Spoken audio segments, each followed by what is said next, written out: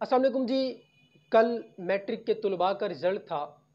وہ بچے جن کے اچھے مارکس آئے آپ کو ڈھیروں مبارکباد. اللہ تعالیٰ آپ کو اور کامیابیاں دے. اور وہ بچے جو پیچھے رہ گئے جن کے اچھے نمبر نہیں آئے وہ بالکل نہ گھبرائیں. دوبارہ محنت کریں, دل لگا کر محنت کریں, اچھے سے محنت کریں اور دوبارہ پیپر دیں. انشاءاللہ آپ کے بھی اچھے مارکس ضرور آئیں گے. اور جن طلباء کے اچھے نمبر آئے ہیں وہ کم نمبر لینے والے بچوں کو ہرگز شرمندہ نہ کریں.